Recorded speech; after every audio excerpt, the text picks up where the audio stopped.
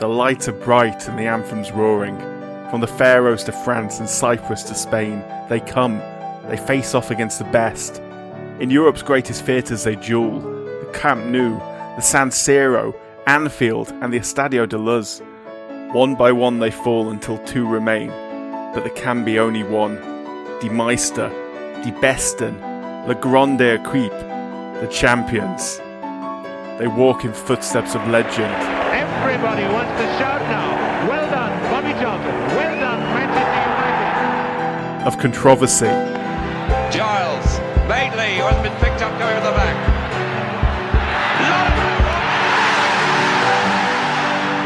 Of miracle. Thomason! Oh, what a save! What a save from Shevchenko by Jerzy Dudek. Of genius.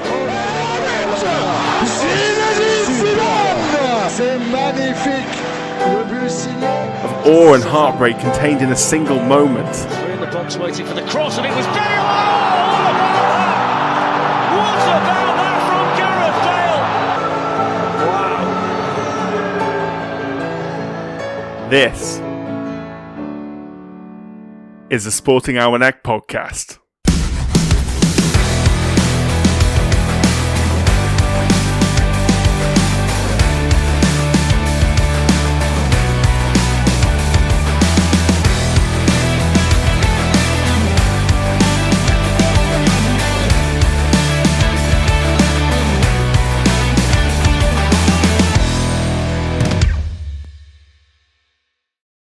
Good morning, Ben. Yes, good morning, Jack. Good morning, yeah. Bright and early on the morning after the night before where Arsenal won the Champions League. Yes. In the ladies. Yes. It was good, actually. I watched it. Yeah, rear guard. It was, I say rear guard but comfortable. It wasn't a backs against the wall You did job. what you had to do to win. Yeah. And also, fuck Barcelona ladies. Because fair enough. Well, they're like dominant at the moment in European women's football. Them and Lyon, and we've done them both. So. Yeah. And when you deal with Chelsea at home, who are just as dominant in the domestic game, it's nice to have a different name on the trophy. Exactly, Leah Williamson just adding to the trophy pile. You'll have to see it. Yeah, she's like the female version of Tony Adams, that woman. Mrs. Arsenal to go with Mr. Arsenal. Anyway, sorry. I could do that all day. As much as, I was going to say, as much as we'd love to talk about that all day, that is not the Champions League competition we're here to discuss. We're here to discuss the men's competition, formerly the European Cup. Yeah. Yeah, the men's final being this coming Saturday, and it is Inter Milan, or Internazionale, versus Paris Saint-Germain, PSG. Inter versus PSG. Yes, to give them their full titles. Which is easy to say. Yeah. Somewhere between there were two teams. We're in a bit of a purple patch of the footballing calendar, aren't we? Like, all the European finals come thick and fast. Obviously, begrudgingly, congratulations to Spurs having won the Europa League, and then you've got Chelsea coming up in the Conference League. Not commiserations to Man United. That's just funny, and and then you go straight into the Champions League final as well, and also all the seasons crescendo at the same time. There's been some good ends to that, but yes, we've got the champions of France going up against the now runners-up in Italy because they got done by Napoli, but they were the champions last year. McSauce putting the sword to Inter, but yes. Yeah. Scott, who'd have thought Scott McTominay would be one of the best players in Europe? But here we are. But yeah, so yes, in just a couple of days, like the build up. Yeah, it's a good patch for the footballing calendar, and this is the cherry on that cake. Yeah, and just to add to that, congratulations to Aberdeen for winning the Scottish Cup yesterday, and massive congratulations to Sunderland for getting promoted. I'm delighted by that. Yes, actually, I forgot this has been a good weekend of football, actually. And we're actually recording this as the Premier League wraps up, so we can't comment on who is in the Champions League next year with certainty yet. But it looks like it's going to be... Other than Arsenal and Liverpool. Yeah, 5... Probably Manchester City. Yeah, it's going to be 5 from 7 by the looks of things. So, yeah. It's about the only exciting thing left in the Premier League to decide. Indeed. But speaking of the Champions League, shall we dive into that? Yes, Formerly known as the European Cup. Straightforward, head first. And you're our historian, our resident historian. So, I do have some history on this. Yeah. Why don't you just introduce us? So I'm going to apologise first of all to our non-English listeners today for the approach I'm going to take here, which is going to be really Anglo-centric, but that's deliberate, and it's not necessarily in defence of England, Britain, English football, the Football Association, and various other things. So I'll apologise further to our English listeners for what I'm about to say, because I have many opinions on it. But essentially, the history of how the European Cup came to be stems heavily from British exceptionalism and how the game developed at home after its initial creation. It's just because a lot of it's pre-war. Like, because the European Cup only came about after the post-war, right? So, but like pre-war... Yeah, 1955. Because we were colonialists and empire builders, I imagine that we had World Championship that consisted of an American style. You're getting ahead of me, Ben, but you are absolutely spot on. Oh, really? So, yeah. Go on then. First of all, I'm going to refer interchangeably a little bit to British exceptionalism and English exceptionalism today. You can essentially assume they are one and the same thing for this context. The British press will laud a Scottish team when they win something, or a Scottish player when they win something. So see Andy Murray for that in tennis. Generally speaking, the prestige of the nation of the United Kingdom of Great Britain and Northern Ireland has generally rested in the press's eyes at least, and the powers that be's eyes with the England team, English teams, and the England national team in this case. First of all, I'd like to give a heads up to the Sport in History podcast, just calling out another podcast, because I got a lot of this information from one episode of them with Aaron Hicks, speaking about Wolves and Arsenal playing European teams, which is quite interesting, and I'll get to. But yeah, just a shout out to them. It's a very good podcast. Oh, nice. If you like your pure history. Yeah. Yeah. So, and we do here on the Almanac, as people have probably gathered. We do. So I very much enjoy their podcast. Yeah, so it's a good endorsement. It's quite intellectual, but it is good. So as we know, and anyone who listened to our FA Cup episode will know, the sport of football as we know it was sealed in England with the foundation of the FA in 1863. And from that point forward, the FA and the men in charge of the game in England, and the press and the powers that be, could not bring themselves to hold any belief other than English superiority for the best part of the next 100 years, no matter what the evidence showed. 100 years, Jesus. What the best part of, yeah. So, as you correctly mentioned, there were a number of matches and events declared world championships in the early days of the sport, involving English and Scottish clubs competing. And we wonder where the Americans get it from. I was going to say, I was literally just about to say, for all my castigating of the NFL and world championships, perhaps I should have looked closer to home in the first instance. Well, there's a lot of parallels you can make about modern American exceptionalism and British exceptionalism around the early 1900s. The last vestiges of a waning empire, perhaps, but let's not get into that. Deep. So the most notable of these world championships was an 1895 match between Heart of Midlothian, better known as Hearts, and Sunderland. Who nice. Topical. A lot of people who are Sunderland fans are probably quite hungover at this particular moment. But the state of Trafalgar Square would suggest so. Excellent. You love to see it. So that match was won by Sunderland, 5-3. Both of those teams were the respective champions of their nations, so it was the first time the two champions of two European leagues met officially, which is obviously relevant to this story.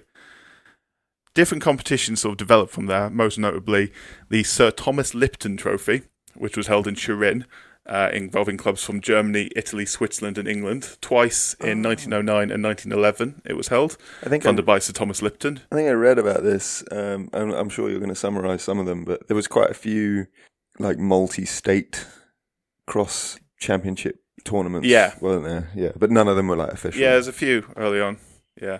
So the Thomas Lipton Trophy, Sir Thomas Lipton Trophy, was an invitational held in Turin, as I say. So teams from Turin, there was a Torino team originally. Juventus took part in the second tournament. The FA establishing a pattern they would maintain for, well, until both wars had passed pretty much, refused to send a team. I personally speculate, in my cynical nature, that was because they were worried about losing that air of superiority they had by losing to Johnny Foreigner, essentially. That sounds probable. Yeah. Instead of the FA sending a team from the Football League, they, for some reason which are completely unclear even to this day, West Auckland Town FC, a Northern League side from County Durham in the north of England, were sent to represent English interests in that tournament. And as it turns out, the FA needn't have worried. This plucky group of amateur coal miners defeated a team from Stuttgart in the semis and Winterthur from Switzerland to win the trophy. And 2 years later, they went and won it again, this time defeating Juventus 6-1 in the second and last final of the tournament. So that's so English boss story, but it kind of is a shame that it endorsed the views. I know, it is, isn't it? However, I'm never unhappy about a bunch of amateur coal miners going halfway across Europe on their own buck as well. They paid their way there and winning a tournament. Exactly, it's a hell of a story. Obviously, this is very early days of Italian football, 20 years before Italy were one of the best teams in the world, which we'll come to. Mm-hmm. So further pan-European competitions followed. The Mitropa Cup, which started in 1927 and actually ran until 1992, which included teams from Central and Eastern Europe, including Italy. These were teams. This competition started in 1927. I don't think it's any coincidence that 1934 and 1938 World Cups, teams from this competition, these countries, dominated the World Cup. Two of the early World Cups. Italy won 1934 and 1938 and beat Czechoslovakia and Hungary in those finals. Doesn't having this go very far to explaining why Uruguay did so well early on, though. Well, Uruguay did so well early on because barely any teams from Europe went to Uruguay for the first competition because it was about 3 weeks on the boat and a large expense to get there. So I think it was Belgium, France, Romania, and Yugoslavia were the only teams to go there. Egypt were supposed to go there and missed the boat. Oh yes, good knowledge. Yeah. Anyway, yes, digressing into the World Cup. They meant to have 16 teams, only 13 teams took part. Nevertheless, yeah. So actually, it was in 1930, at the same time as the first World Cup in Uruguay, that the first proper pan-European competition for league champions was made, called the Coupe des Nations. Coupe des Nations? The Coupe des Nations? My French pronunciation is terrible, so I apologise. It was held in Geneva. I think you got the coupe right. I got the coupe right. So it was hosted by Servette FC, a Swiss club, and as I said, held at the same time as the 1930 World Cup, which only 4 countries went to. I didn't just pluck those names off the top of my head. I did have them written down. So not that much of a smart ass. So it was won by Újpest FC of Hungary, and I think I got the pronunciation of that right because I had to Google it. Winning out of 10 European nations competing. Notably absent, this will shock you, were the home nations, as England had unsurprisingly quit FIFA in 1928. Well, there's something to be said for that if they did it now. Indeed. So, the FA were reluctant to initially join FIFA when it was formed in 1904, with the new organisation's stated purpose firstly being to promote international football, which the FA weren't keen on, save the Home Nations Championship between England, Scotland, Wales and Ireland, later Northern Ireland. And secondly, their stated purpose was to help standardise the laws of the game, which the FA considered their job. And yes, well, that's not surprising. This has been ongoing. That's still something that actually happens in cricket, very, influentially. With the MCC? Yeah. I think they're still the lawmakers, technically.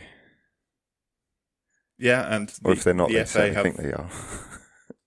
Yeah, anyway, I won't get into how it works in football, but nevertheless, eventually the new organisation, FIFA, clearly was going to become powerful, so it made more sense to be in it than out of it. So reluctantly in 1906, they joined, the FA joined, and as was the custom of the time, brought the other home nation FAs with them, because they all acted as one body pretty much in the early days. Mm-hmm. However, this accord didn't last. In 1928, a dispute over amateurism, FIFA wanted to relax it to allow better players to play in the Olympics, which they were in charge of. The FA, being run by probably the children of the original founders of the game, the inheritors of the estates and the lordships of the original founders of the game, weren't so keen on distilling amateurism because they believed in the principles of sport being for bettering yourself and cracking the whip. Yes. The amateur system suited their needs. We can call it what it was. Yeah, I mean the fact that the professional players were largely made up of working class men. Obviously, nothing came into it. The opportunity for working class men to bear themselves obviously wasn't a disgusting concept to them at all. But let's not get too political about it. So as a result of this, they left FIFA in 1928, and they also believed continental football at this point, as I mentioned before, to be inferior and tactically lacking, which was fairly rich coming from a nation whose only real tactical development in the past 40 years had been to put a centre-half in defence rather than midfield, courtesy of Herbert Chapman. That was about it. I mean, that's still about it. Like, pretty much, yeah. It's an awfully English thing that I could go off on a tangent. Yeah. About English tactical inflexibility. If anybody wants to know our genuine opinion on this, is that there's a reason that England have been unsuccessful internationally, and if you look into it, even like paying it a fucking passing notional amount of attention, then you'll realise that it's because we're completely and utterly inept at like functioning as a strategic, tactical, footballing structure. As an elite sporting outfit. Yeah, exactly. Like we're not unlucky. Like this idea that England haven't won anything for a long time is not born out of luck. It's because we are arrogant and think that our way is the best way.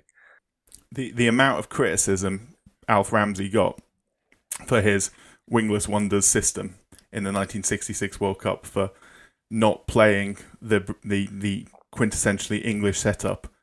This is all linked. Honestly, this is all linked. So this English exceptionalism and the early struggles of the England national team and these English teams in continental competitions, and the later development of the English team, firstly the England national team into world champions, and English clubs into the dominant clubs in Europe in the 70s and 80s, came off the back of being involved in these competitions and seeing more ways to play the game and learning from it. Like, it's no coincidence that I'm going to go into this about these friendly matches soon, but these friendly matches between the likes of Wolverhampton Wanderers and Arsenal and Soviet teams and Eastern European teams, and seeing different tactical setups and teams mimicking that essentially. So famously, Don Revie, who later had fame as Leeds United's manager, I think he played for Man City, although I will apologise if I'm wrong on that. But they started utilising him as essentially a deep-lying forward, like a false nine, what we would call today, having seen the Hungarians do it in both the 1954 World Cup and when they came over and played Wolverhampton Wanderers, a Hungarian team, in 1954. And they got a lot of success from doing that, from playing in a different way, and it broke this tactical rigidity, but only in individual form. They were still criticised in the press for not playing the British way. They were still criticised by the FA for doing so. The extent to which, like, English sides or England has had any success is effectively outliers bucking the trend temporarily. Yeah. Like, there has been no systematic evolution or change in the way in which, like, English football and England it plays.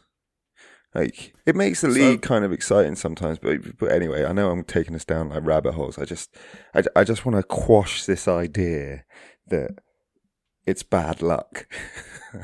I think this is a good rabbit hole because I don't think we're going to get a better opportunity than this to just slag off the English establishment, it needs to be done because they've held the England national team and English teams generally back by their rigid conservatism and their unwillingness to appreciate the fact that other countries are doing it better than us. Way better. And they always have. And the reason that we're good at the moment, if you can call us good, and I think, 2 finals and a semi is worthy of, like, it is good, by our standards at least, is also because we have a series of talented managers from around Europe who have come over to the UK and developed. Precisely. Yeah, and Arsene Wenger changed Arsenal's academy and its culture, and produced obviously a lot of good players. Jurgen Klopp and Pep Guardiola are two of the greatest managers possibly ever.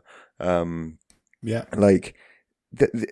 the reason that we've got these good technical guys, and yet we still try and shoehorn them into a fucking traditional English style of play, and wonder why Spain turn up with some technical ability and some tactical nous and do us and the same with Italy. God, drives me mad. I would highly recommend for anyone who is into football history and football tactics. I would highly recommend Inverting the Pyramid by Jonathan Wilson. It is the best book on football I've ever read in my life. It's fantastic. But one thing from that book which always stood out to me is that there was analysis done by, I've forgotten his first name, but a man whose surname was Reap. That it was it's basically statistical analysis of football. And he worked out that 91.5% of moves in the game he studied had 3 passes or fewer. And logically took that to mean that 91.5% of all goals would come from moves of 3 passes or fewer. However, his analysis, and I'm sorry, this is very statistically heavy, but some people might find this interesting. His analysis also showed that fewer than 80% of goals came from moves with 3 passes or fewer. Therefore, his own work shows that moves with 3 passes or fewer are less effective than those with 4 or more. But the top line was the one that was taken. So, these figures don't even take into account goals scored after long change of passes have led to a breakdown or a corner or something like that.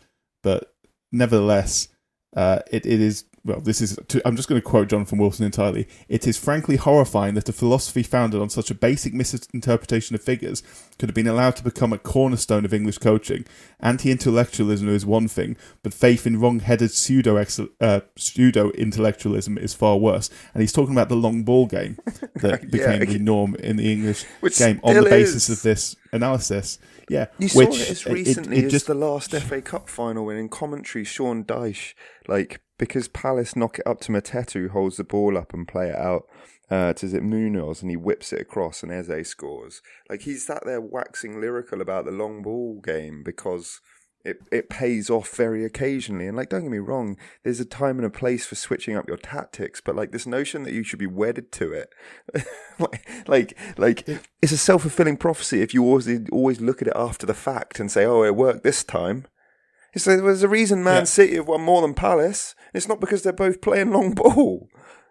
Obviously, there's other factors, but tactically speaking, the reason the long ball game and that type of football went out of popularity in England, at least in the Premier League and the Championship, the higher levels of English football, because it is still more prevalent the lower you go, is because the Premier League obviously led to more money coming into the game. More money coming to the game led to more opportunities to make money through the Champions League, through European qualification. And as a result of that, these private companies, Premier League clubs, started hiring the best managers for the job, which was Arsene Wenger and Jose Mourinho and the like that have preceded them. Obviously, Klopp and Guardiola and many, many others. These managers who had a completely different way of thinking. Anyone who's managed Chelsea, basically, as well. Yeah, the laundry list of Ancelotti. God, they've had a lot of very good managers for not a whole lot of success unless Mourinho was in charge. Conte, who did win a league, to be fair, and has just won the league again in Italy with Napoli. Yeah. Anyway, sorry, I dragged us onto a pummeling England tactically. It needs to be done. Anyway, just to give everyone who's not English a laugh, this idea of British English superiority was dealt a very heavy blow. Having rejoined FIFA in 1946, England went to the 1950 World Cup and lost 1-0 in one of their games to the United States of America. Yeah, shocking. Anyway. But you read the press reports on that. They're blaming individuals, they're blaming referees, they're blaming poor pitch conditions, wherever it might be. They're not blaming the dated tactics and the approach. That's being defended all the way through. It's this is notion of we do it right because it's our game. Yeah. And this exceptionalism is just present for everything. I'm going to get onto why this is relevant to the European Cup soon, I promise.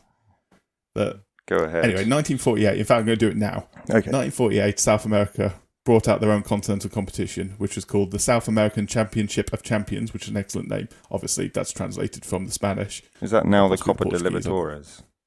It's now the Copa Libertadores. The Copa Libertadores. God, I really... Anyway, a French journalist at L'Equipe, sporting newspaper, called Jacques Ferrand, who, very interestingly, bear in mind this is 1948, only actually died 6 years ago. Died in 2019, and he was, I think, 98 years old, so good run. Yeah. So he became fascinated with the idea and obsessed with it being replicated in Europe. He had a colleague named Gabriel Hanot, who was a very influential man in early European Cup football. They began making inquiries about this becoming a thing, but it was events in 1953 and 1954 which saw this accelerate due to, as always, British exceptionalism pissing the French off, essentially. Mm-hmm. Well, fair enough, yeah. Yeah, and I don't blame them. I actually quite like the fact that the French have got like a long-standing history of doing these weird things in football as well, like the Ballon d'Or. And yeah, so I think they get it in a way that English authorities don't. I think the French culture is a bit less... challenges the status quo frequently. Yes. Shall we say not concentrated in a small number of individuals who are all wealthy and have a similar mindset, They love a rebellion or a revolution, no matter how trivial. In fact, yes, they got rid of a lot of those people in one fell swoop in the late 18th century. So at this time, it wasn't uncommon for, as I mentioned, teams across Europe to play high-profile friendlies against opponents from other countries, these often serving as diplomatic occasions as well as sporting ones. So after the death of Stalin in 1953, the Soviet Union became a bit more open about playing these sort of games. And notably, Arsenal went on a tour there in 1954, post-Stalin's death, with the British government very openly questioning the FA on their choice of touring side, because Arsenal's reputation at that point exceeded their ability at the time, because they had been the predominant team in the 1930s. By the 1950s, they weren't quite as dominant, and perhaps unsurprisingly, they ended up losing 5-0 to a Dynamo Moscow team. The Foreign Office was disgusted. They put out a memo beforehand requesting Arsenal not participate too heavily in the pleasantries their host put on for them. Essentially, don't get drunk on vodka before the match. But even then, the English papers were quick to blame Arsenal being sluggish from travelling rather than worse than their opponents. Basically, Arsenal were tired and bad. Their opponents weren't good. It repeats itself every time. Yeah. And the two played again in England later that year with the result a closer one. It was 2-1 to the Russians then. And this time the papers blamed the referee. The idea that a foreign team could simply be better than the English never crossed their mind, obviously. That's an absurd proposition. Absurd. Yeah. And now here's the other side of reporting, because the best team in England at that time, in 1954, was Wolverhampton Wanderers. They just won their first Division 1 title, with 2 more to follow later in the decade. They had a remarkable run of success in these foreign friendlies, beating a South African 11, Racing Club of Argentina and Spartak Moscow, and then most notably played Honved of Hungary in a televised game. Honved had a lot of Hungarian international players who were the best team in the world at that time, albeit they had just lost the World Cup final against West Germany, but were considered unfortunate to do so. And they had beaten England 6-3 at Wembley the previous year, which was probably the single... Ferenc Puskas being the key player in it, but many other brilliant players too. That was the single probably biggest blow to English feelings of superiority in the history of football. So in appalling conditions at Molineux, Wolverhampton Wanderers' home stadium, Wolves won 3-2, and all of a sudden the English press cared about the result of these games, praising Wolves as the champions of the world, lauding English football as dominant, and failing to mention the fact that the pitch was a quagmire, which suited Wolves' long ball game, and not Honved's passing game. And there was a couple of dodgy penalties given as well in that game, which of course is irrelevant when it's the English team winning. Mm-hmm. So headlines went out, Wolves champions of the world. These reached France, and in France, 2 French journalists, who have been previously mentioned, saw this, thought it was intolerable, and it provided the last straw. Hanno wrote, "Before we declare that Wolverhampton are invincible, let them go to Moscow and Budapest. And there are other internationally renowned clubs, AC Milan and Real Madrid to name but two, a Club World Championship, or at least a European one, larger, more meaningful and more prestigious than the Europa Cup, and more original than a competition for national teams, should be launched. They took the idea to the Congress of the newly formed UEFA in March 1955, and approval was given. The first tournament, the first ever European Cup, was planned for the 1955-1956 season. So there we go. There's the path from English exceptionalism to the European Cup starting in 1955-56. It's only taken us about 25 minutes to get here. I mean, can I keep the tone low then and keep whinging? Because do it. I have a bit of an issue with the Champions League. Less so the European Cup, as it once was, but the Champions League. But let's compare it to the FA Cup. The FA Cup we wax lyrical about because of its romance and how it gives everyone a route to the top. And how you can get there if you want to, with enough drive, determination, resource, and talent.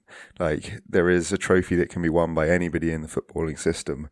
I think the exact opposite is true of European football.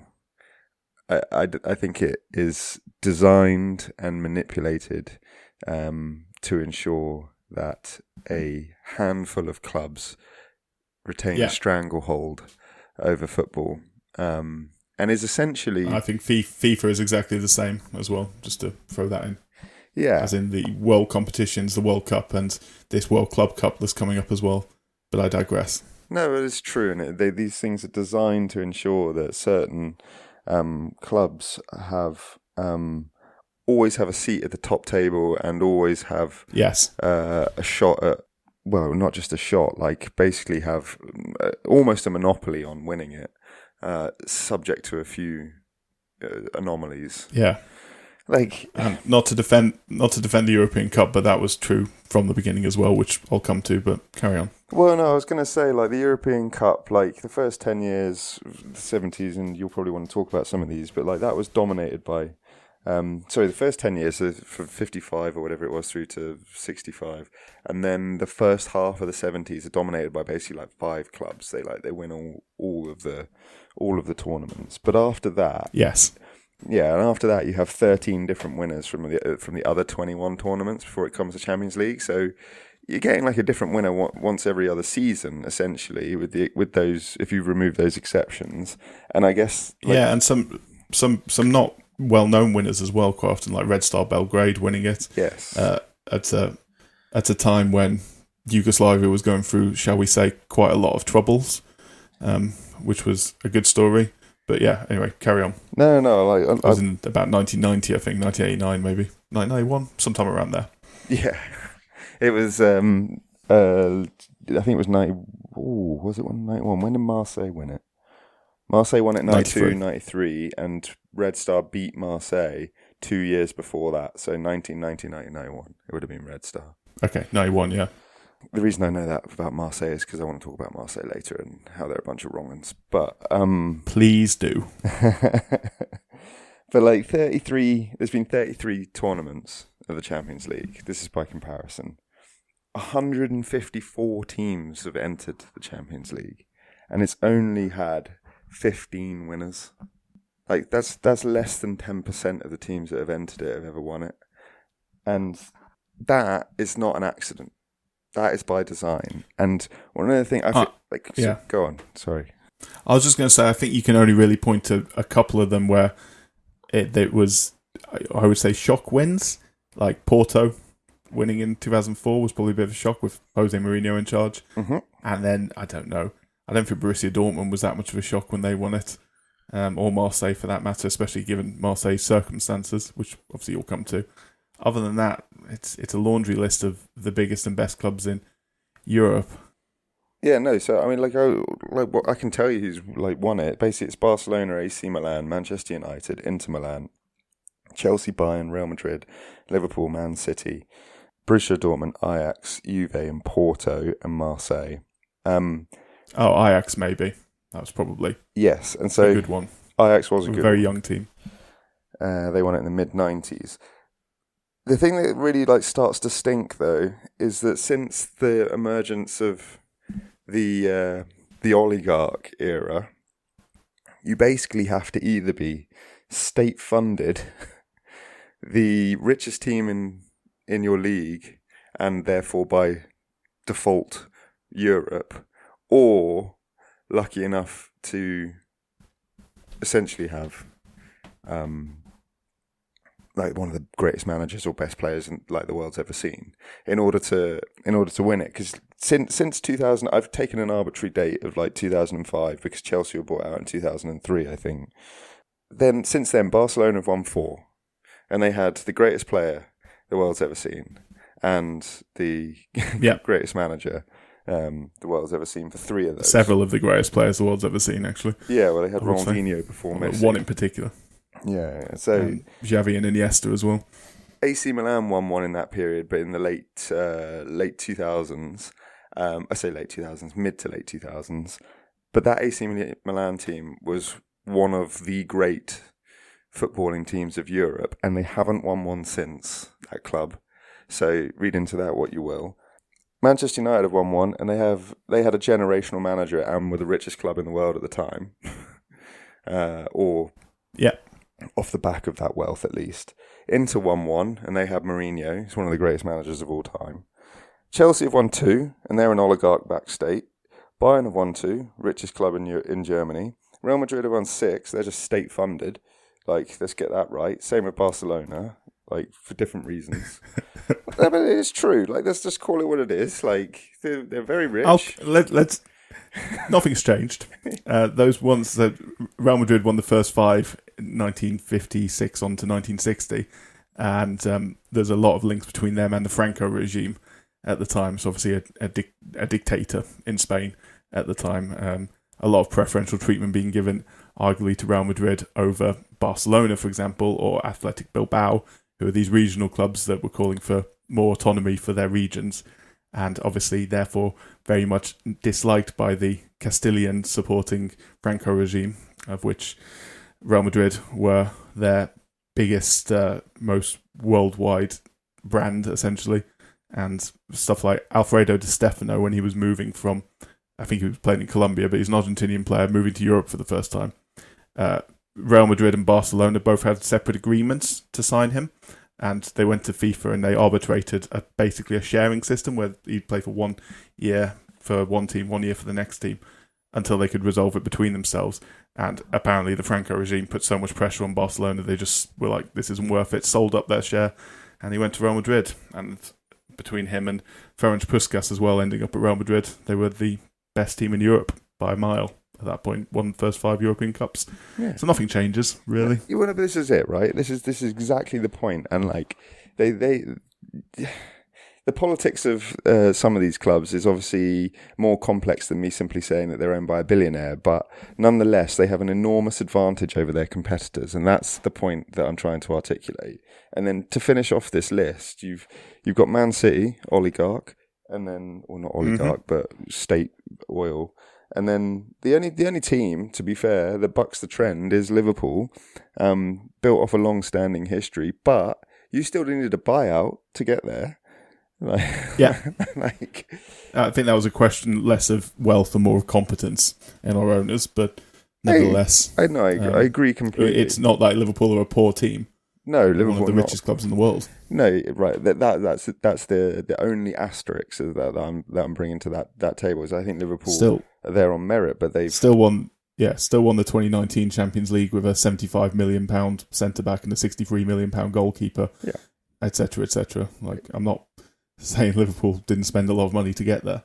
No, and nor am I trying to diminish the achievement. I'm just saying that, like, in order to get to this top table, you need to have an excellent manager, which you had, and a very, very strong playing squad that can normally only be built by very heavy expenditure. And then if you want to, so this year you got Inter versus PSG. I want Inter to win for all of these reasons. Because if PSG win it, it's just another oligarch state, like run, funded side that are going to go and everyone's going to claim like this romantic story because they've never won it before. They spent as much as Arsenal spent under Arteta, in 2.5 years. And like that, like, so Arsenal, like, people taking the piss, obviously, and I get it, like, don't get me wrong, like, it's, you know, part of the discourse, and it's just normally fun and games and things, but people just, like, suggesting that Arsenal spent so, like, crazy amounts of money and, like, look at their lack of success or what have you. Like, Arteta's going into his 7th season, is it? Or his 6th season? Can't remember off the top of my head. Something like that, yeah. And he's spent X amount, I think it's like 650 mil, maybe 700 mil, which obviously is a heap of money, don't get me wrong, but it averages at like 100 million a year. Like, PSG have spent that in 2.5 years, and in doing so, we're replacing Messi, Neymar, and Mbappe. Like, it's not a fair playing field. Like, it's this fairy tale they've reached their first Champions League final, having failed to do so, having spent hundreds and hundreds of million on Neymar, Messi, Mbappe. Yeah.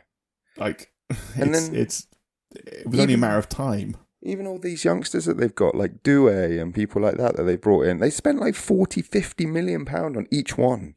Like, they are not a romance story. Like, it's symptomatic of the problem with this tournament now.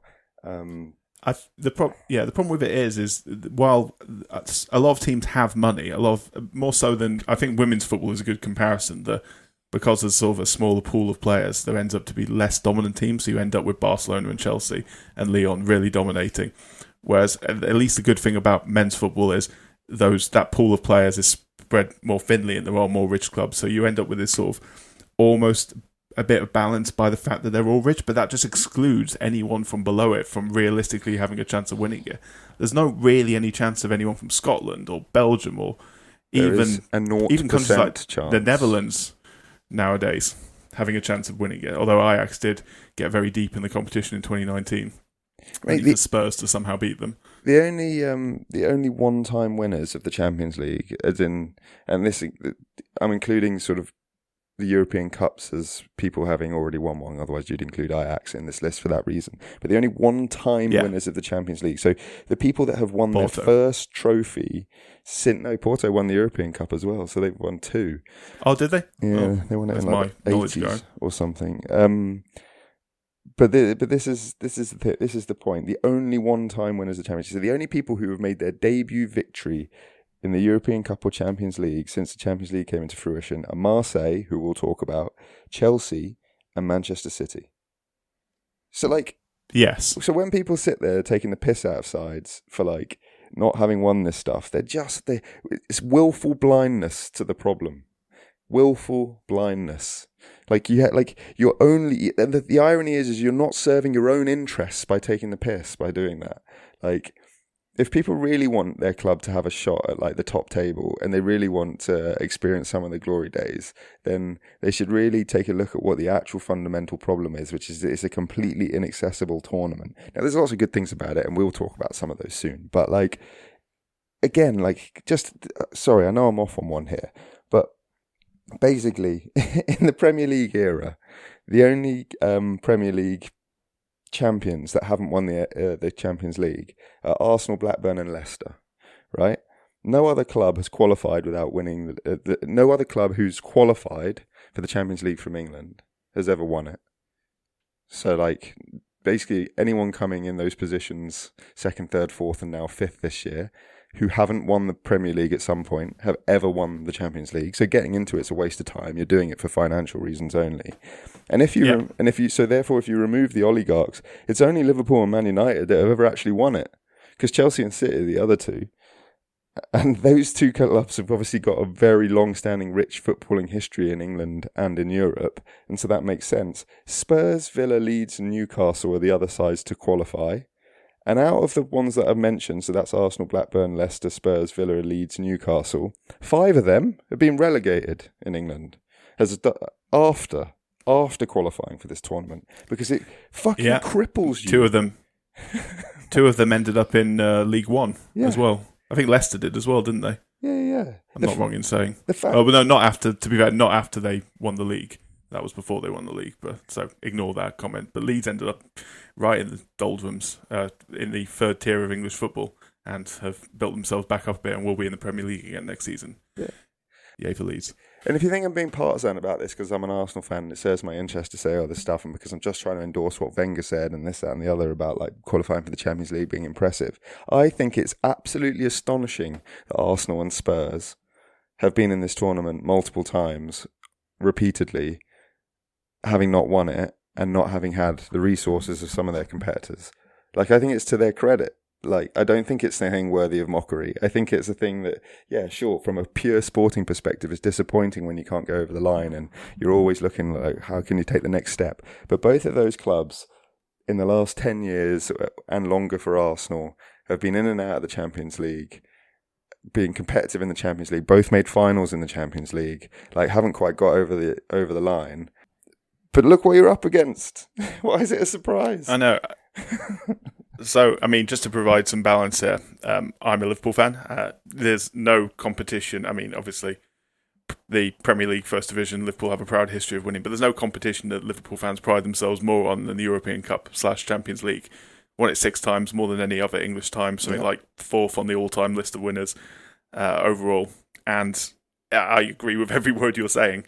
I think it's a wholly inaccessible competition that realistically there's only about 10 clubs any season who win it. I would love to see a team from a smaller nation. Porto winning it from Portugal was fantastic. That's about the level. I mean, Portugal's not a small league. Portugal's probably about the 7th or 8th biggest league in Europe, if not higher than that. And they still needed Mourinho. Significant league with 3 really good clubs. And they needed a Mourinho to do it, exactly. And a relatively fortuitous final in that Monaco were their opponents in the final, who, again, a good team with loads of good players at that point, but not quite the same as playing Barcelona at that point, or Chelsea or Arsenal at that point, who are very strong teams. That's the one that got away for us, I think, in all seriousness. Yeah, because we went out to Chelsea, Wayne Bridge, and then Chelsea got dumped by Monaco, and that was the season that the Arsenal went invincible. So we were good at that point, and we should have probably won that one. But yeah. It's absolutely insane. Like I look at I was just looking at the stats, and it just started to like enrage me more than I thought it would, because I already knew I had my suspicions about this tournament, but like I didn't think that they would be so emphatically, proven to be right. If you just look at the stats, it's no way a criticism of these leagues when I say like teams from the Romanian league won it. Steaua Bucharest won it in 1986. As we mentioned, Red Star Belgrade won it in 1991 from Yugoslavia. Dutch teams won it, PSV Eindhoven in 1988, as well as Ajax 3 times in a row in the early 70s, as well as Feyenoord, who won it in 1970 as well. And Celtic winning in 1967. Like, not criticism to these leagues, they have a lot of history and a lot of good teams, but realistically, can you see a team from maybe the Netherlands, but you're not going to see a team from any of the old Yugoslavian, any of those countries winning it, and you're not going to see a team from Scotland winning it anytime soon. It's just closed ranks as a competition because of where the money is, and compared to the FA Cup, it doesn't have that level of romance. What's the equivalent of a Crystal Palace winning it in Europe? That would probably be an Ajax winning it. Hasn't happened for 30 years and only really got close once. And this leads on to the point that you were making, mate, earlier, when me and you were just chewing the fat generally like we do outside of these podcasts, when you were talking about how the impact of the expansion of this tournament and how it's only served to fuck people over even more. It hasn't made the situation better. Say that to a Spurs fan, to be fair, but you explain why, because I think it's a very good point. So, and again, there's been a lot of criticism about, obviously, Spurs and Manchester United, their position in the English League. They are 16th and 17th in the English League, bearing in mind that 18th, 19th and 20th get relegated. It just so happens that the 3 teams who got relegated this season have had very bad seasons, so there's not really been any risk of Spurs or Man United getting relegated, but nevertheless, they ended up as the Europa League final and got a lot of, probably fair criticism for the competition and for themselves in doing so. The problem I have with the Champions League continually being expanded, it's 36 teams currently, it's in a format where it'd be very easy for them to expand it further, and I thoroughly expect them to do so. It just keeps watering down the quality of the Europa League for a start, making the Champions League this top-tier competition. Obviously, you've got a bit of control over who plays who, and you end up with these high-profile games where you've got these top teams, PSG playing Man City or whatever else, in the big group stage, and there's always a game for UEFA to put on and sell stuff. But it makes the Europa League a worse competition, makes the Europa Conference League an even worse competition still, with Chelsea facing very little competition to reach the final of that, realistically speaking. You've lost four teams that would have been in the Europa League now in the Champions League for no reason, and they're not just small teams because you've expanded the qualifications of the big nations. So you've lost 4 big teams, arguably, from going into the Europa League. You also don't have the third place teams from the group stage in the Champions League dropping into the Europa League anymore. So you lose another 8 teams. So you've lost 12 good teams from the Europa League, and people are like, "Oh, isn't it amazing?" No. It's not amazing. No. I understand how much of an old man this makes me sound like when I say this, but I'm at the point now I believe the Champions League should be for champions. I think it would make it a better competition, and it would make the Europa League a better competition. You should have a Champions League much smaller. I would say 12 teams, 2 groups of 6, something like that, made up purely of people who've won something. So I've got no problem with the Europa League winners getting in it in that context. Obviously, the previous year's Champions League winners getting in it, and then the rest just being champions of their countries, with some of the lower-ranked nations having to qualify for it. And if they fail to qualify for it, they then drop out into the Europa League, further strengthening the Europa League. I'd also make it so if you come 4th in your 2 groups of 6 or something like that, you'd still drop then out into the Europa League, further strengthening the Europa League and making it a real achievement to win that and worthy of its spot in the Champions League. You end up with a great concentration of teams still. Exactly. You still end up with, next season it would be Liverpool in it, it would be Napoli in it, it would be Bayern Munich in it would be PSG in it, it'll be Barcelona in it, it'll be maybe Inter in it if they win the Champions League, Spurs in it, just to undermine my point. But there's a serious point to that, which is, firstly, Spurs wouldn't be in it if the system that you're saying it would be in place, because they wouldn't have won the Europa League. But without being sour about that, even if they had that, they would be there on merit, because they would have won a very hard tournament. Absolute merit. It used to be, mate. It used to be, and I know you know this, but there used to be 3 European tournaments. People make out the Conference League is some novel idea. There used to be the Cup Winners' Cup, the UEFA Cup, and the Champions League or the European Cup. Cup Winners' Cup, you had to win your domestic cup to get in it. So everyone who was in it had won something. The UEFA Cup was exactly for the most part. For the most part, sure. Unless they won the double. Yes, yeah. Sorry, yeah. When the runners-up were getting it. But still, you still got to the final. You still got to a final of a tournament, exactly. And then your point about the UEFA Cup was true. The UEFA Cup was really fucking hard to win. And it was arguably harder than the Champions League, because there's more teams in it. You'd have 2 or 3 teams from England, from Spain, from Italy in it. Yeah.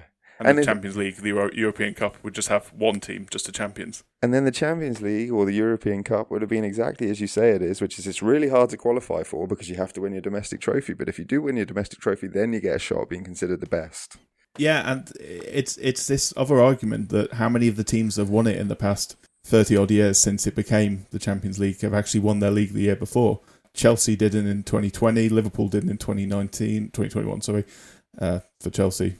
Well, Chelsea didn't win the Premier League in 2020. Liverpool didn't win the Premier League in 2018. I'm sure there's plenty of other teams in that list who are the same. But Real Madrid, 1, 2, yeah, 3, Real Madrid 4, many times. 5 times they've done it. AC Milan twice, Liverpool twice, Barcelona twice, Chelsea both of theirs, Bayern Munich once.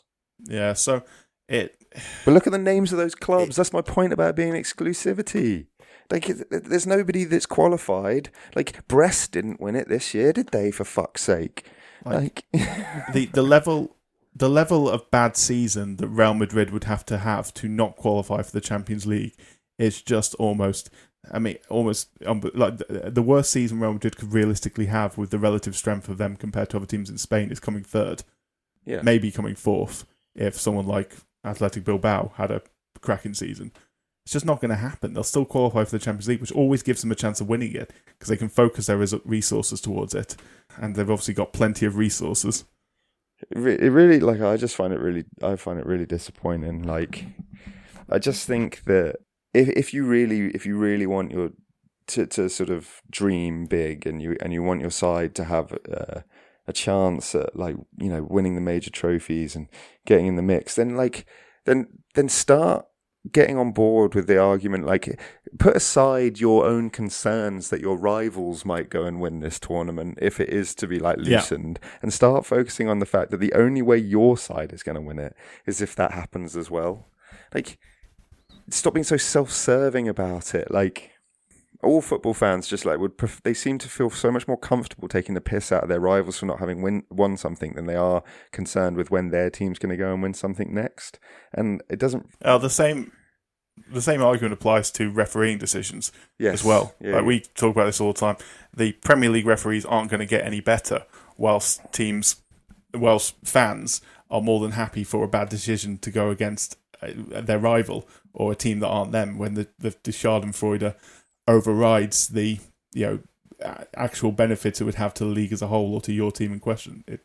This is the thing. Football fans were just collectively behind positive change and things not being about money, things about being sporting, the ideals of sporting competition, then maybe things would actually change. But the irony in this as well, though, and this is the reason that it won't change, is because the clubs that I've just been mentioning, Barcelona, Real Madrid, Bayern Munich, Manchester City, Paris Saint-Germain now in particular, all of these huge clubs that have a monopoly on this, Chelsea, they're also the best supported.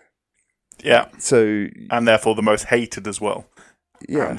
And there's always going to be one or two of them every year who get screwed over or lose, or someone can take their Schadenfreude about not winning, but there's always going to be one that ends up winning it as well. And I think the collective of football fans just need to focus. But this is the thing. These people have the most influential boardrooms and they have the biggest fan bases. And so the people who are in the boardrooms can go into these meetings where they might have the opportunity to open this forum up to a wider pool of clubs. And they're able to fall back on, but look at all these fans that actually support the current status quo. And so, like, it's a circular, self-fulfilling issue.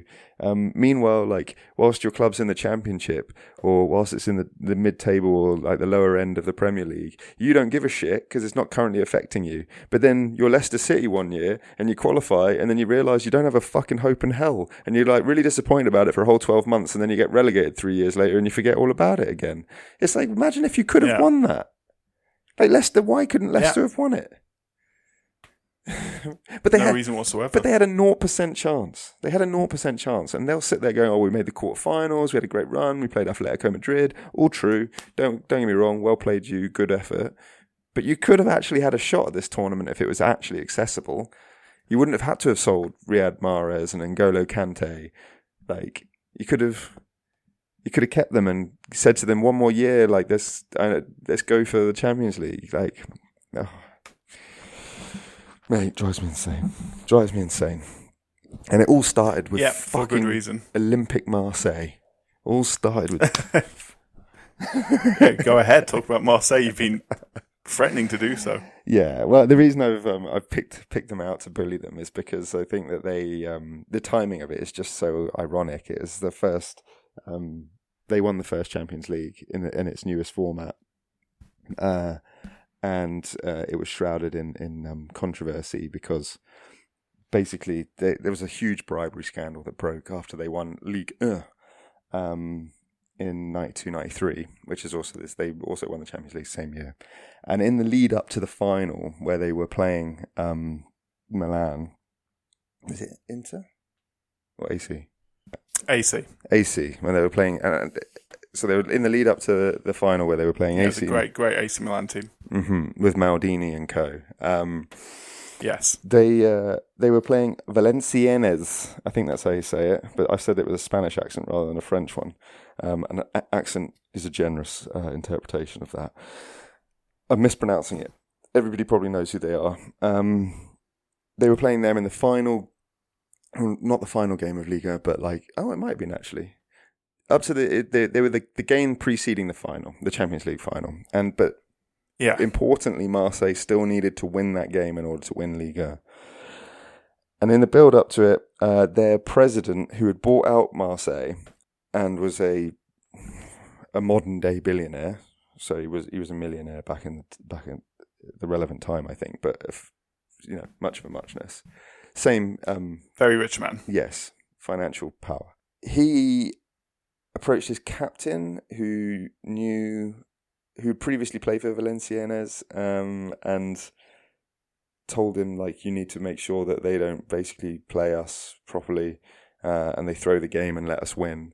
And very long story short, I think it's about 3 players were offered a bribe. 1 of them refused it. 2 of them accepted it. And I think by extension influenced some of their other teammates. And in the game, Marseille won.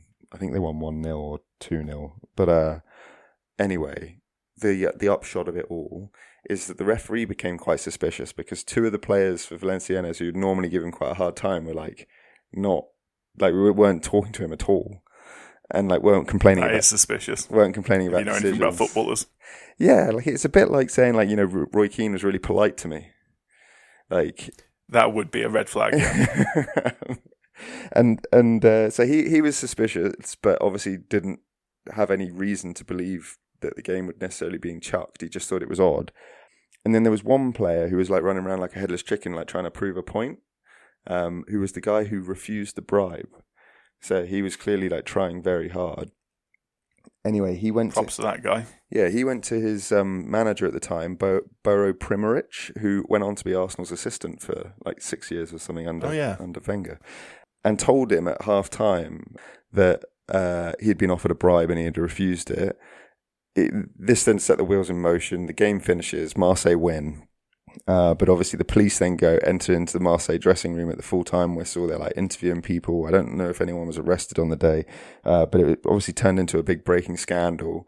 Marseille win the league, but it remains under investigation. They then go and play the Champions League final the following week, and they win 1-0, and they win the Champions League. But this thing rumbles on. Investigations become more and more intense, more and more forensic, and the police find 250 grand in one of the players' back gardens. The president of Marseille tries to say that he offered it to him as a loan, which because we all keep our loans in our shed, and then it's essentially proven against Marseille at a domestic level. They are relegated. They're stripped of the title. It gets offered to PSG, who came second. They refuse it. I think they refused it because they had a big viewership with Canal Plus, maybe, and they were worried about profiteering from someone else's. It all stank a little bit. But basically, there's no official winner of Liga in 92-93 as a result.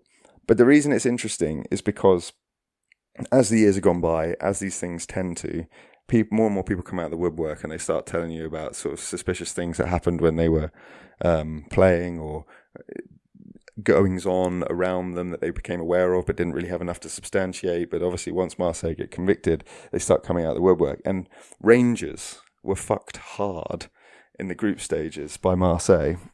They lost out by a goal going through to the final. I think it actually is a point in the end because the goal changes the results. But Rangers drew with Marseille and maybe twice in that group. I can't remember the precise results. But anyway, it all came down to the results against CSKA Moscow.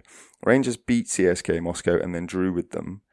And CSKA Moscow drew with Marseille and then lost 6-0. And then lost 6-0 in the return game against Marseille. 6-0. If you look at the results in the group, mate, they're all 2-1, 1-1, 0-0. And then CSK lose 6-0. Again, long story short, there's been basically allegations that the CSKA Moscow players were bought off in order for Marseille to get through. And then in the lead up to the final, so between the Valenciennes game and the AC Milan final, there were reports that certain Marseille players were given suspicious injections to get them through the final. Oh, good. So there's a doping some element. Vitamin injections, classic. Yeah, so there's a doping element to it. In inverted commas. There's a bribery element to it, but not just a bribery element at a domestic level. There's allegations that it was happening in the Champions League as well. And just to sort of complete this circle, you mentioned Red Star Belgrade. They beat Marseille 2 years earlier on penalties, and there were allegations in the lead up to that game that the same president of Marseille had offered the Red Star players money to chuck the game so that Marseille could be European champions. And thankfully, Red Star said, "Go fuck yourselves." which you would in a European final, you might not in a group stage match, Exactly. such as CSKA. And it's Just to speculate. It's just Nothing to rife. base that on, just to speculate.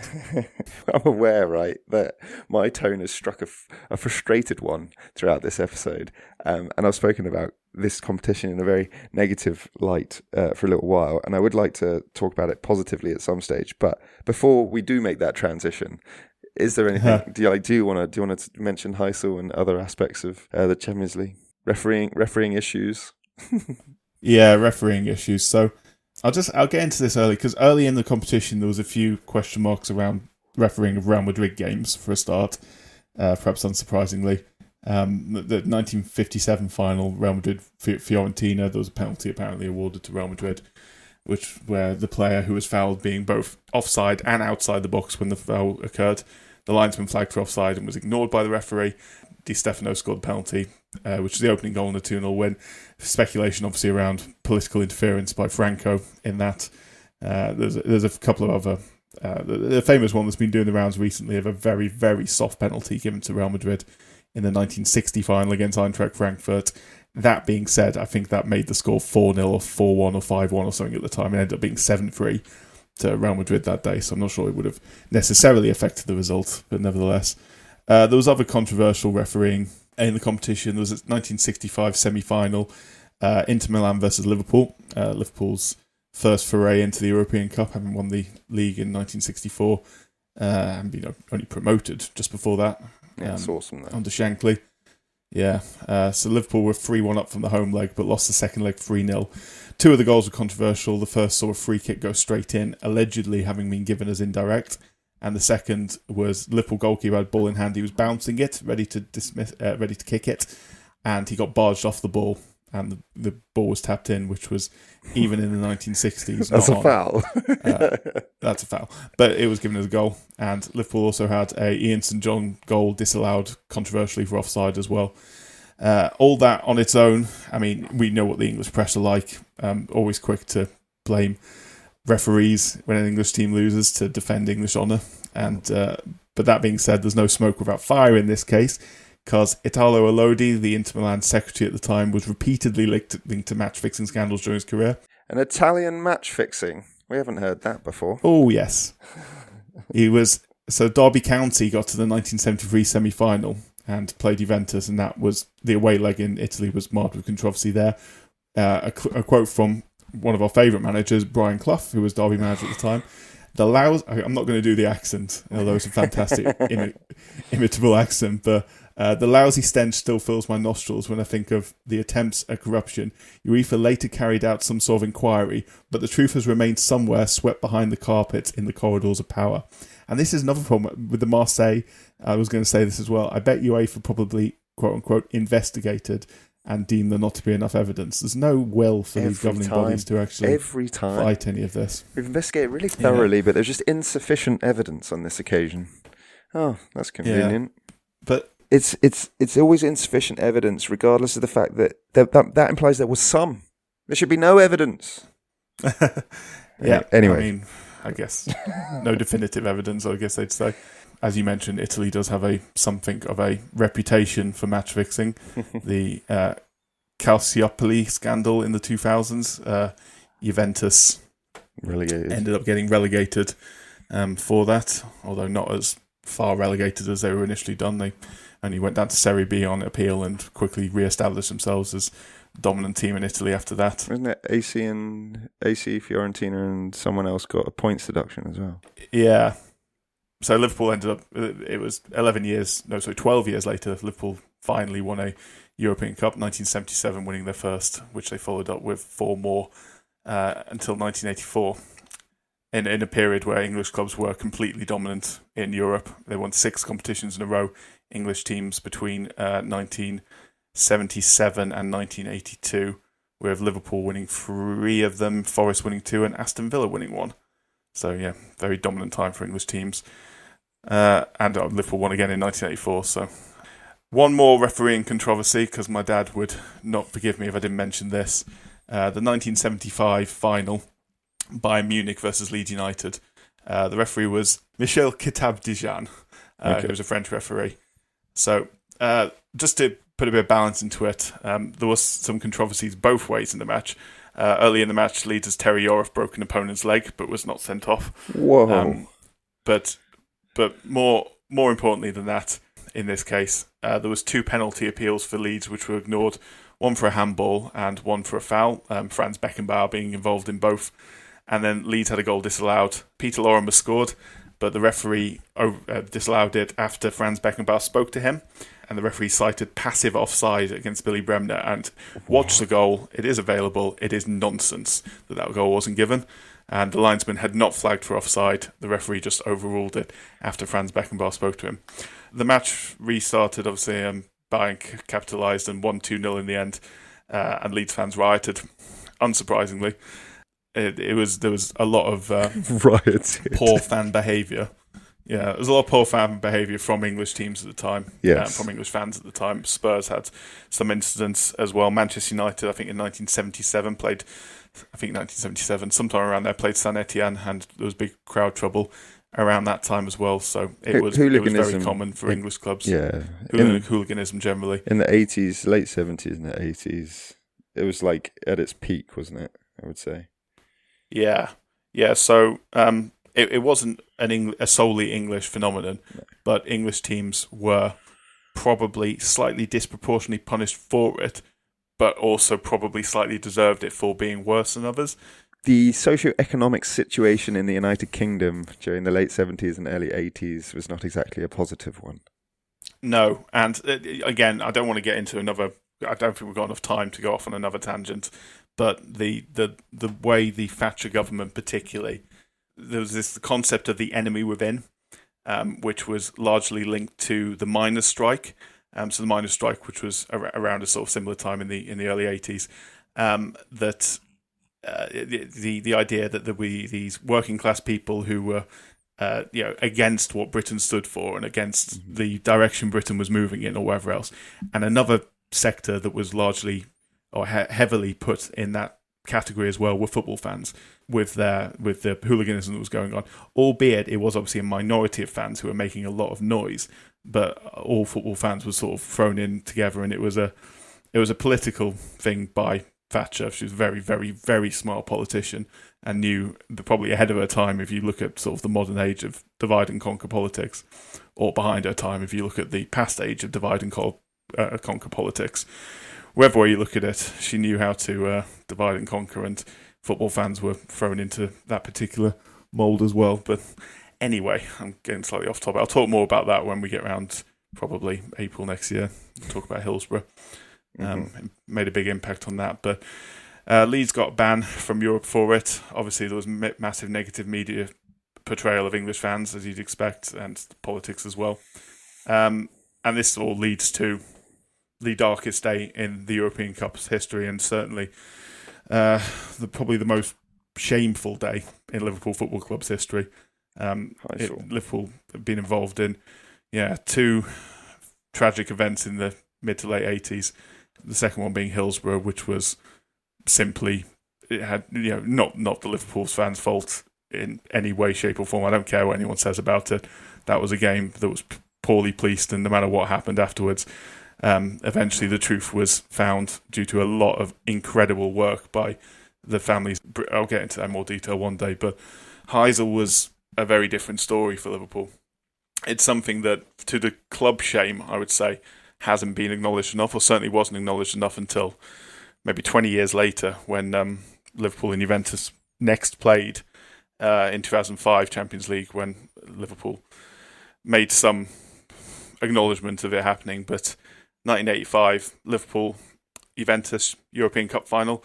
Liverpool at this point had won 3 out of the last 8 competitions, hadn't ever lost a European final, were still one of the best teams were the best team in England and still one of the best teams in Europe. We were expected probably to win on balance, but they were playing at Heysel, a stadium which was it had already been deemed it was fundamentally deemed unfit. Unsafe. It was fundamentally unsafe. It's a very interesting case because I don't want to. The last thing I want to do is sound like I'm making excuses for Liverpool fans' behaviour that day, which wasn't good. Obviously, it was very, very bad. But if you're going to attribute blame for what happened to Heysel and why those 39 fans died, I think there's other people that should certainly be looked at and who were looked at. The stadium had already been condemned, essentially, before this final even took place. Arsenal played in the 1980 Winners' Cup final there against Valencia, and there were complaints from both teams, from the Valencia and Arsenal boards, about the condition of the stadium, about the way the fans were treated and how unsafe they felt in the stadium. The Arsenal fans called it a dump. I think that's being generous. Yeah. It was falling apart. It was dilapidated, Yeah. So before the match, both teams pled to UEFA to change the venue, and it was ignored. The Liverpool chief executive had written to UEFA and the Belgian FA and asked them, please, could we change the venue of this stadium? This is not safe. And he got ignored, got no response to his letters. So it was in severe disrepair. Crumbling infrastructure. The game just should not have been played there. It shouldn't have been played there. Yeah. So UEFA went and inspected the stadium. The inspection lasted 30 minutes and the venue was not changed. The placement of fans was questionable. So the stadium was divided into 6 blocks. 3 of those blocks were given to Juventus, 2 of the blocks were given to Liverpool, and 1 of the blocks was given to neutrals. But the reality was that block was mostly full of Juventus fans, or heavily full of Juventus fans, and because it was deemed a neutral section, the policing that was present between the Liverpool fans and the Juventus fans wasn't present between the Liverpool fans and the neutral fans, and that had been brought to light by the chief executive beforehand as well. So the day had been a warm day in Brussels that day, and a lot of English fans. The consensus was that European beer was weaker than English beer, and so there was men who was quaffing pints of Belgian beer. In Belgium, that we well know. Yeah, that is fundamentally inaccurate.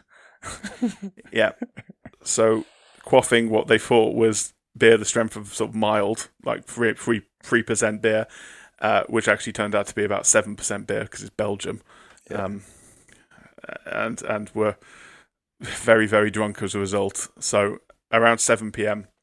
fans began throwing objects over the fence separating X and Z.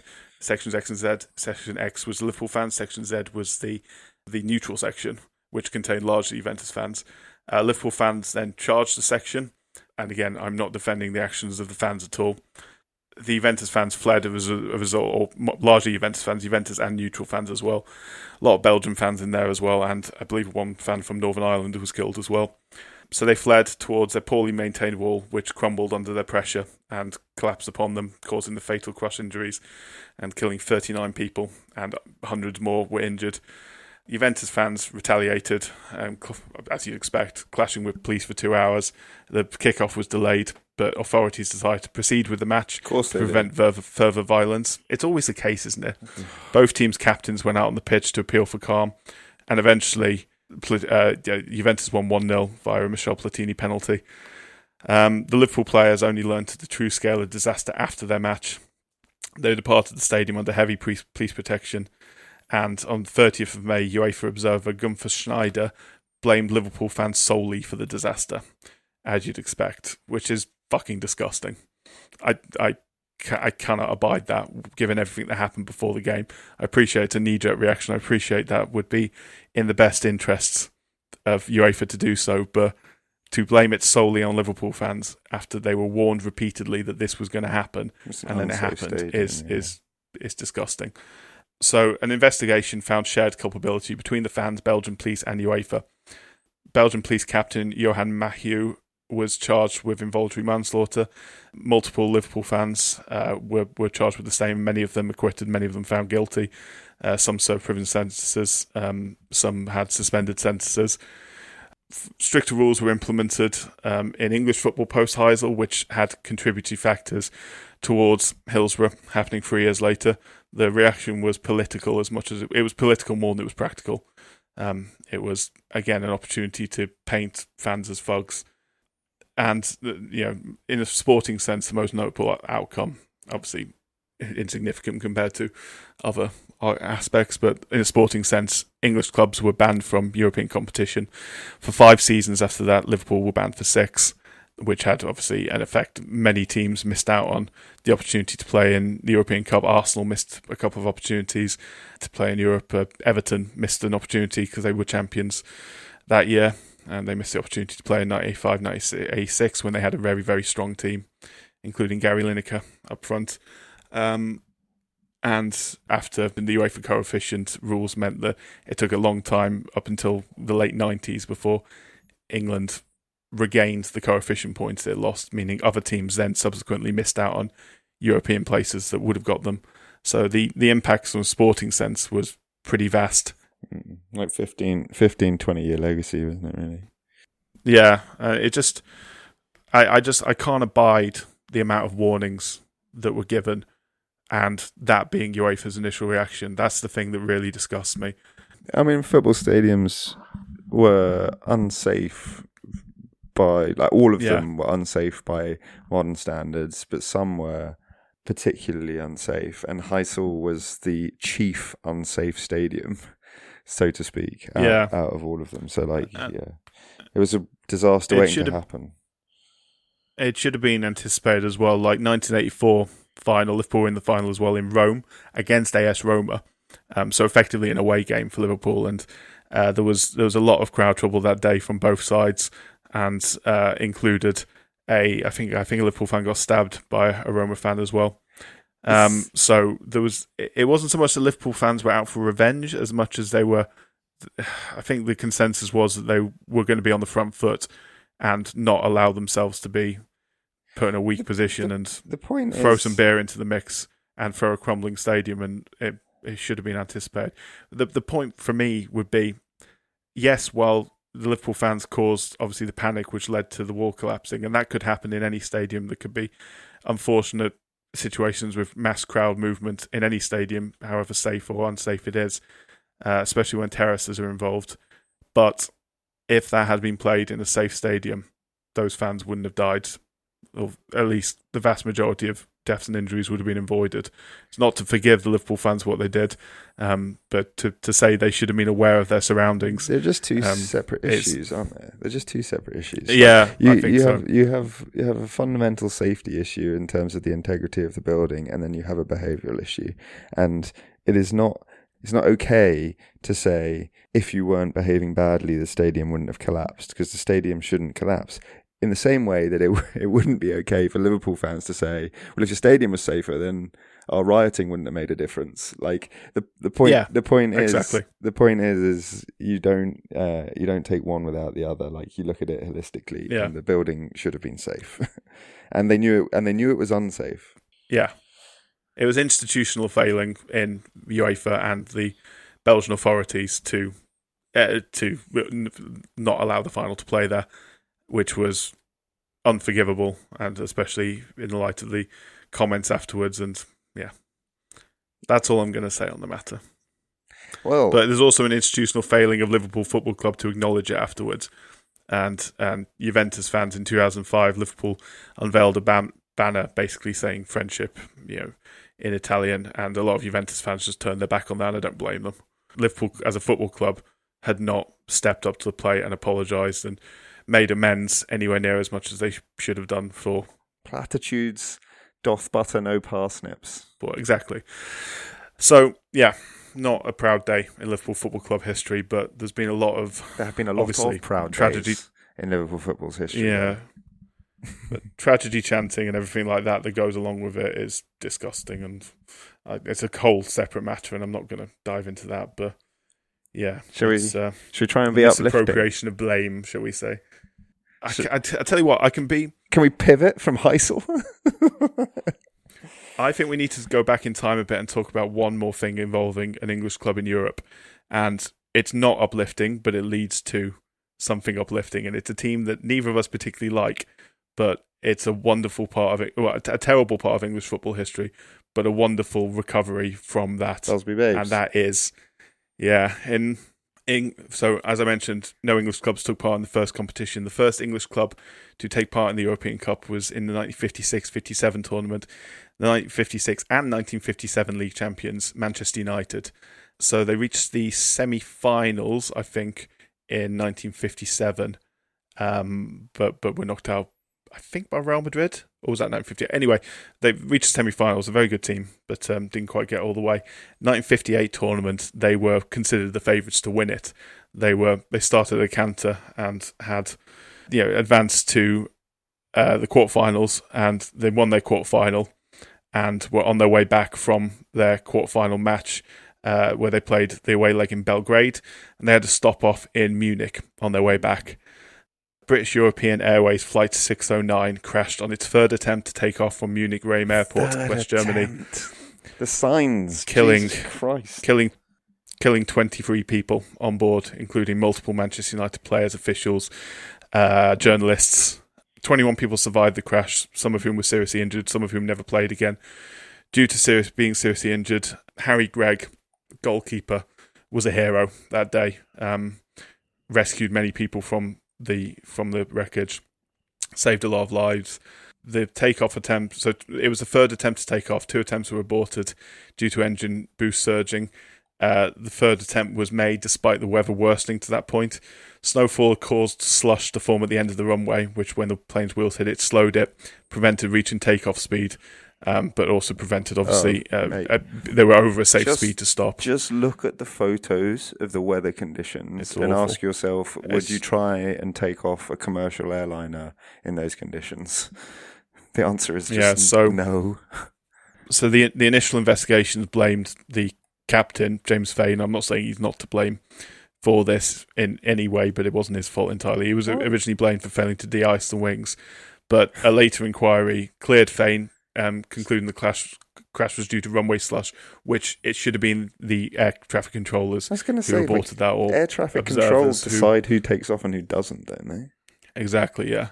And a captain could make a decision, but maybe I was harsh, attributing some blame to him, but ultimately he's in charge of those on board. I'm sure some of his judgment was contributory, like maybe attempting it a second and a third time, but But this isn't. People don't have to be culpable to acknowledge that something went wrong. Sorry. Yeah. So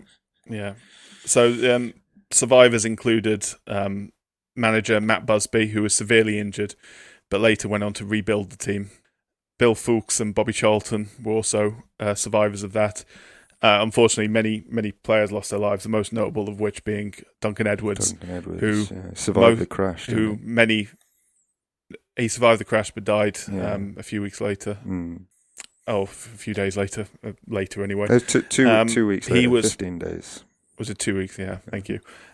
Obviously, superlatives they're easy to come by when someone has lost their lives, especially in tragic circumstances, but the consensus is, and I think this is a fair consensus from the depth and the range it comes from, that Duncan Edwards would have been one of the greatest English players of all time had he lived long enough to be so. Was he 21 when he died? 20, he was young anyway. 21, and he had already played 151 times for Manchester United and scored 20 goals. Yeah, he was. There is a consensus that thinks as great as Bobby Moore was, as great a captain as he was, had Duncan Edwards been alive in 1966, it would have been him captaining that England team that won the World Cup.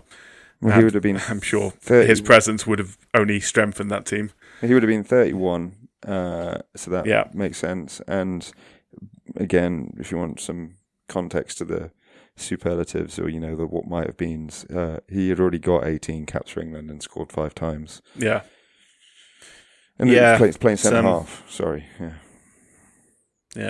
Manchester United, obviously, with a severely weakened team, lost the semi-final. I think that one was the one to Real Madrid. But 10 years later, Matt Busby rebuilt that team and rebuilt the team into one of the best teams in England. And 10 years later, with a new generation of talent, but including survivors Bill Foulkes and Bobby Charlton at the heart of that team, Manchester United at Wembley Stadium, they played Benfica, and they won the European Cup for the first time in their history. The first English club to win it. Celtic had won it the year before, being the first British club to win it, but Manchester United in 1968 was the first English club to win it, winning 4-1 against Benfica in their famous blue kit and bringing home the trophy. So Matt Busby is a legend. That team, the recovery afterwards, I hope that's a happy story for us to probably finish on at this point. But obviously, it's based on a tragedy. I'm skimming through a lot of it because their success even before that, how quickly they were able to bounce back to be. I think they finished runners-up in the league in 1959. Is how quickly they bounced back. I think Wolves might have won it, but I think United finished second, which is obviously hugely impressive and has a lot to do with their manager and the leadership in that team. So it is, and as much as Manchester United became sort of the bane in our existence when we were young because of how good they were under Sir Alex Ferguson, who I respect more at my age now than I did perhaps when I was 13 years old and watching United win their 6th championship in 7 years or whatever it was at that point, give or take, maybe 5th in 7. But yeah. Busby was a legend, and that team. Well, he also it's a hell of a story. He convinced Bobby Charlton to come back to play because I think Bobby Charlton nearly retired off the back of the Munich air disaster. I don't blame him. Yeah. And yeah, I think I might be slightly dramatised, in time, but I think Bobby Charlton obviously found that very difficult, understandably, and his friends had died. Yeah, simple as that. And Busby, I think, and let alone the PTSD involved. Right, and Busby and survivor's guilt is attributed with having convinced him to come back to play for United. Yeah, no, I think I really doubted our ability to pivot from Heysel to something positive, but you transition from one disaster to the other, and then seamlessly articulated how it at least had a happy ending in some ways, if a plane crash can. Yeah, I mean we've covered a lot here. I wondered if just before we go, we had any personal favourites for finals or goals. I have one. Yeah. This may shock you to know what my favourite final of all time is. Can I have a wild guess? Can I have a wild guess? Istanbul. So Liverpool found themselves 3-0 down at half-time, for those of you who don't know, and I'm sure many of you do, against just an incredible AC Milan team. Incredible. This is a team of the back four alone, like Maldini, Jaap Stam, Nesta, Cafu as a back four is obscene. I don't think you can name a better other than the early 90s AC Milan team, which also had Maldini in it. Such was his longevity. Gattuso, Seedorf, yeah, Kaka, who do they have? Shevchenko, Inzaghi, Crespo. You have Inzaghi at that point? Maybe on the bench. Did they have Inzaghi? They definitely had Inzaghi in 2007 because he scored twice. But who was coach? Ancelotti. It's just, Ancelotti. It was a ridiculous team. Found themselves 3-0 up at half time and Liverpool dead and buried. I didn't watch the first half. No, because if you remember, we didn't get out of school until late for various reasons, and the second half of that game I just watched because I literally made myself watch it because I was like, well, we might never be here again. And Liverpool scored 3 goals in 6 minutes. Steven Gerrard, Vladimir Smicer, and then Xabi Alonso penalty rebound, and by 60th minute it was 3-3. Absolutely mad extra time period, including a crazy double save by Jesse Dudek, and then a slightly dodgy penalty shootout win because Dudek was off his line a couple of times, but never mind. I think a winning penalty save, he basically at the 6-yard box by the time he saves it. Pirlo's one was the worst. He literally was. But regardless, if it doesn't get blown up, it's not a foul. Liverpool won on penalties, and I literally was bouncing off the walls with joy. It was a wonderful moment for me, aged 17 at the time.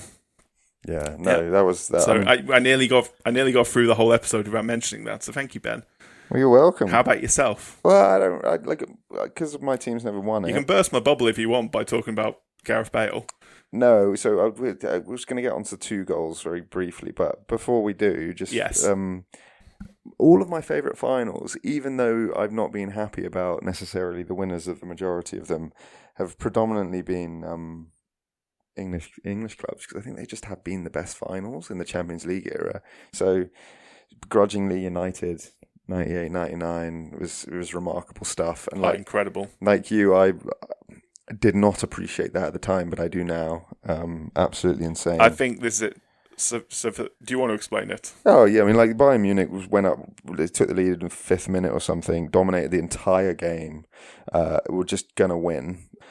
Sheringham came on in like the 70th minute. Solskjaer came on in somewhere in the late 80s, I think, or early 80th minutes. And then basically just fucking pandemonium, and United scored 2 goals in stoppage time to win it and come back 2-1. First one being from Sheringham with a flick on at a corner, and then Sheringham again with a flick on at a corner, but with Solskjaer at the back post just stabbing a foot out and lifting it into the roof of the net. And yeah, or as they say, the rest is history. And like that, the scenes.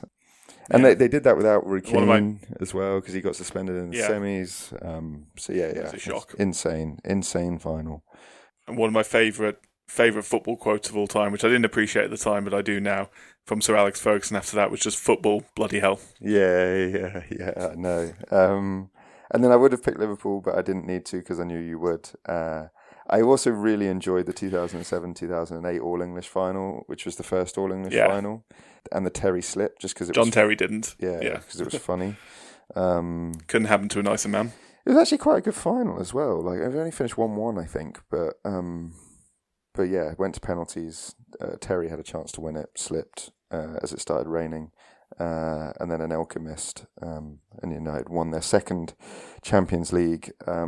Obviously, I think it's their 3rd European Cup overall.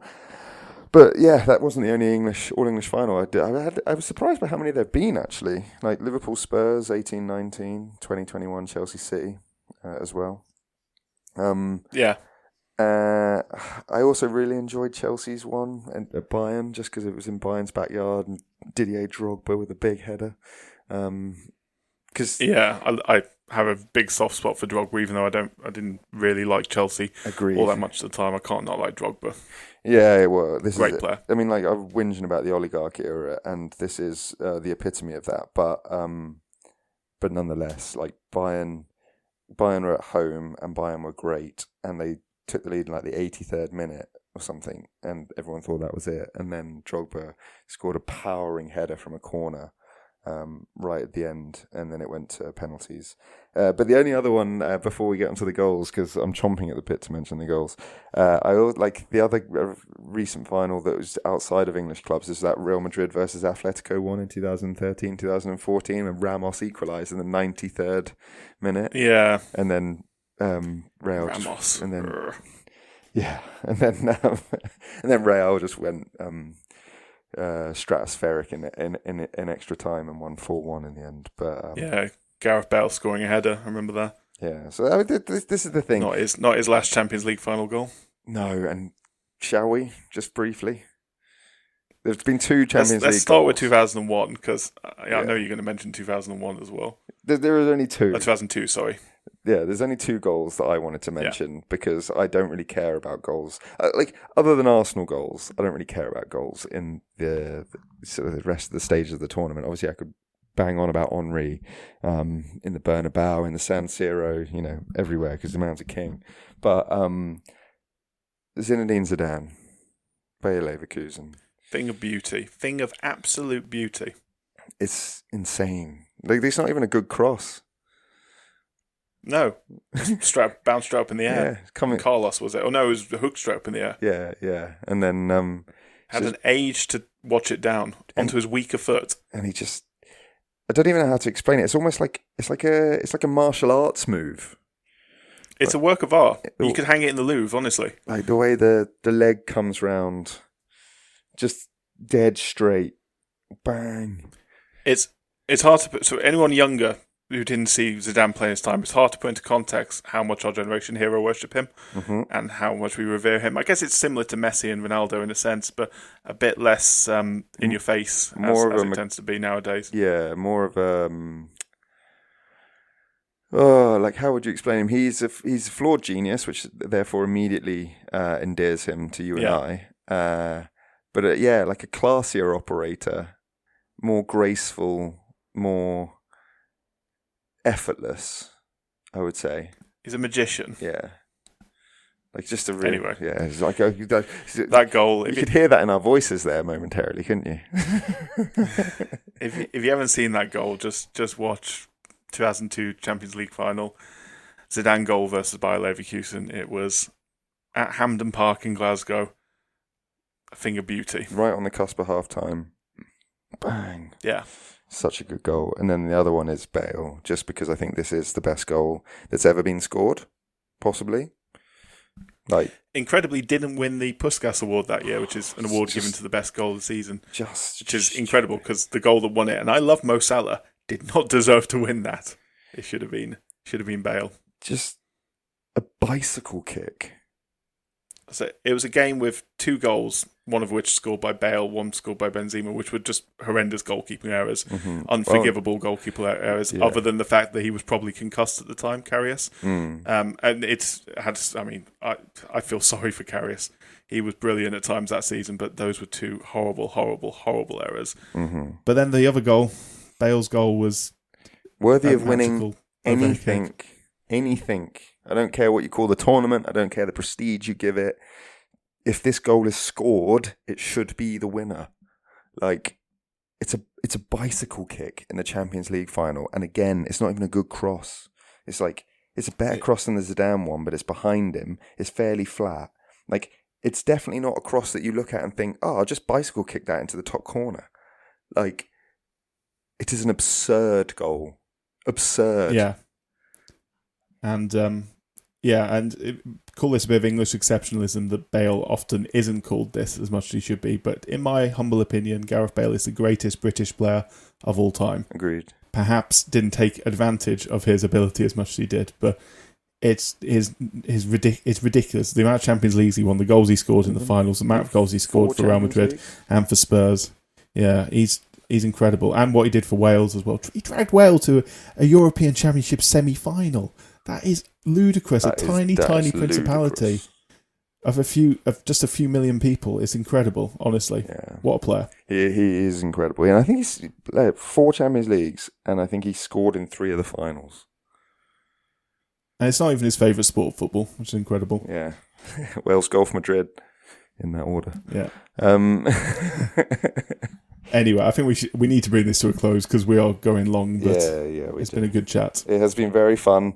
For all our whinging, the best thing about the Champions League is that it pits the best players against the best players, and the quality of the games never disappoints. It's just a shame that it's become so elitist. Sorry. If you tune in, then you'll get to watch PSG versus Inter Milan and support Inter Milan because of all the reasons we've said. Hopefully we've persuaded you. I mean, we haven't had any French listeners yet. We've had a lot of listeners from around Europe, but so far none from France, so I think we can get away with saying that for now. And I guess, where are we going next week? You can watch the Champions... Next week... Sorry, very quickly. Sorry, Jack, but I know I asked you there, but you can watch Champions League everywhere. Literally everywhere. It's on YouTube, isn't it? Yeah, I don't know, but... Am I wrong in saying that? Anyway, regardless, you just Google it. Yeah. I don't know why we say this, like Google's a thing. Yeah. Next week, we are at the NBA Finals, so basketball, which is, honestly, we're going to do our best, but it's not our... Of all the American sports, it is comfortably the one that I am least knowledgeable on, and that I, frankly, enjoy the least, unless it's a tight game late on where it frankly becomes the best sport that maybe even in the world, or one of the best sports. It can be incredible. But nevertheless, the NBA Finals is what we're previewing next week. Awesome. Well, I'm looking forward to that, mainly because it gives me an excuse to talk about MJ. Yeah. So, which is fair. Yeah. Very interesting man. He is. Another flawed genius. That'll be a lot of fun. We will do our best. We've done our best with ice hockey, so I'm sure we can give you something that will hopefully keep you engaged. Until then. Yeah. Until then, yeah. Ciao. Thanks for the chat, and I'll see you later. Ciao, au revoir. I see what you're doing. Yeah, clever. Yeah. See you in a bit then, mate. Tschüss, because it's in Germany. Bye.